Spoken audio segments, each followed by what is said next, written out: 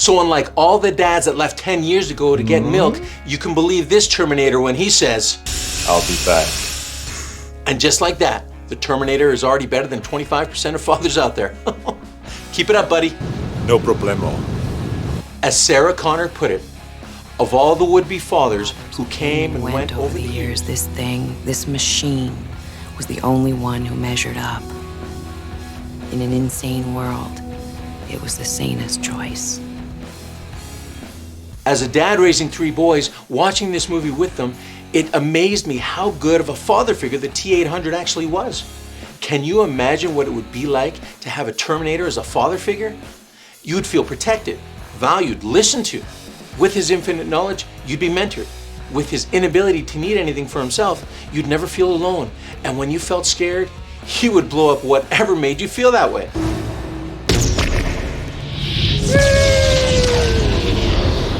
And you can imagine walking around literally anywhere with this guy, knowing he's got your back. Get down. Suffice it to say, it made my boys jealous. Thanks a lot. This is the hardest part about raising gamers and nerds like myself, constantly being compared to what they see. Here's my 3 things that make the Terminator a great dad. Man, I got some things to work on. First, he's a fierce and frankly violent protector. Okay, maybe I don't need to work on this one as much.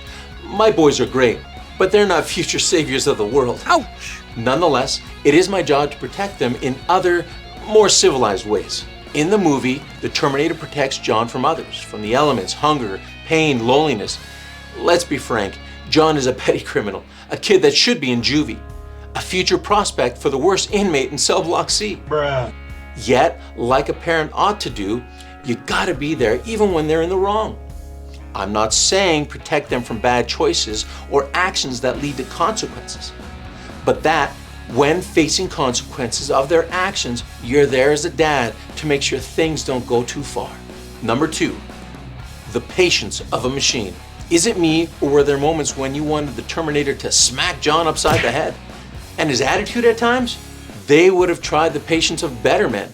I have 3 boys, and sometimes I've just got to say to them, stop talking. I guess I'm only human. It was part of the Terminator's mission to listen to John though, evolve in the relationship with him, accept what he had to say. So for me, having 3 different types of boys, an introvert, an extrovert, and an ambivert, sometimes all you can do is let them talk and talk. Sometimes I wish I had a volume control. But the Terminator had a job to do, just like a dad. And patience is so important, even when in your head you're saying, I need a vacation. Bro, I get that. And if there's anything here you get, please consider subbing and liking. It'd mean a lot. And the third thing that makes the Terminator a great father figure is, he's an example of a leader. As emotionally void as the Terminator was, there's something to be said about keeping your emotions in check. John had many moments where he let his emotions get the better of him. Well, heck, he was a 10-year-old kid. Emotions is all they got. But being a dad means that when they get emotional, you gotta lock it down. Stay composed and be rational without killing people. Jesus, you're gonna kill that guy! Of course, I'm a Terminator. Of course, the Terminator was brilliant at this, not having any understanding of emotion to start with. Sometimes I wish I had a living tissue over a metal endoskeleton. But the Terminator allowed for John's emotions. And that is key. Because as Sarah Connor put it, watching John with the machine, it was suddenly so clear. The Terminator would never stop. It would never leave him. And it would never hurt him. Never shout at him or get drunk and hit him or say it was too busy to spend time with him. It would always be there, and it would die to protect him. And at the end, the Terminator knew that the ultimate way to protect John, now that the T-1000 was yeeted and deleted, was to destroy himself as well, removing all the evidence and making sure the future was secure from any possible technology gathered from his body. The ultimate sacrifice. This is something that, even though many fathers will never have to face, is something we all think about.